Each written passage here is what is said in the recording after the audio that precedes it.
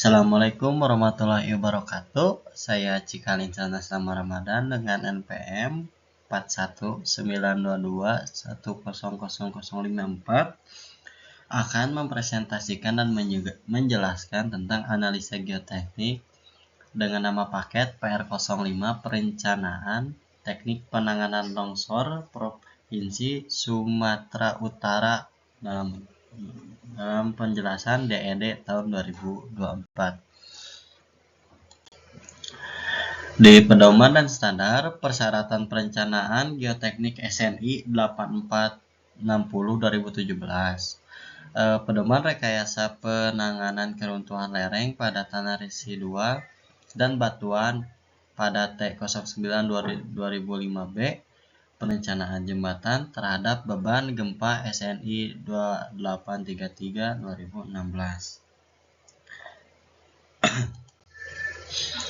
Kriteria perencanaan.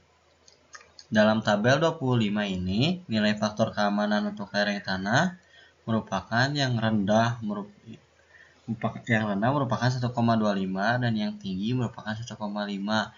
Itu merupakan biaya perbaikan sebanding dengan biaya tambahan untuk merancang lereng yang lebih konservatif.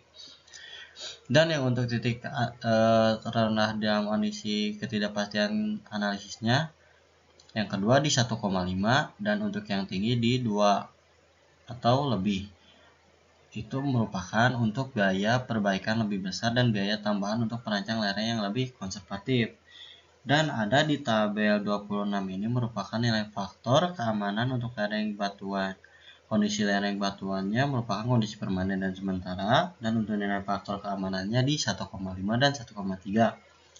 Faktor keamanan FK lereng tersebut keseluruhannya setelah dilakukan penanganan merujuk pada pedoman rekayasa penanganan keruntuhan lereng pada tanah residual dan batuan pada T09/2005B dan persyaratan perencanaan geoteknik SNI 8460/2017. FK-nya merupakan 1,50 dan di beban lalu lintas merupakan yaitu di 15 kPa dan di beban di jalan luarnya merupakan 10 kPa. Lebar final badan jalan merupakan 11 meter yang merupakan 2 meter bahu kiri, 7 meter jalan, dan bahu 2 meter kanan. Untuk penempatan bangunan perkuatan lereng galian dan lereng timbunan, konstruksi diprioritaskan berbasis bahan lokal mudah pelaksanaan ekonomis. Dan ini merupakan pendekatan kerja. Di sini ada contoh bagian ahli perencanaan teknik perencanaan ya. Bisa dilihat ada tahap-tahapnya dimulai dari sebelah kiri ya. Dan ini merupakan lokasi kegiatan perencanaan longsorannya. Dan untuk ruas Aceh Sidikala lokasi STA 27.500. Ini merupakan kondisi lapangannya. STA besar ini merupakan arah dari sebelah kanan ke kiri merupakan dari STA kecil yang menuju ke STA besar. Dan untuk ini merupakan titik longsorannya. Lanjut. Ini merupakan identifikasi 1. Limpasan air permukaan dari jalan yang ini. 2. Merupakan daerah yang terkonsentrasi oleh air. 3. Tidak diarahkan aliran air sehingga menyebabkan terjadinya gerusan. 4. Cross drain yang terlalu kecil sehingga tidak dapat menampung debit air aliran sehingga mengakibatkan dorongan dan gerusan pada jalan. 3. Merupakan kondisi geologi regionalnya. Aceh Sidikalang merupakan longsoran yang berada di ruas jalan batas Provinsi Aceh Sidikalang STA 27.500.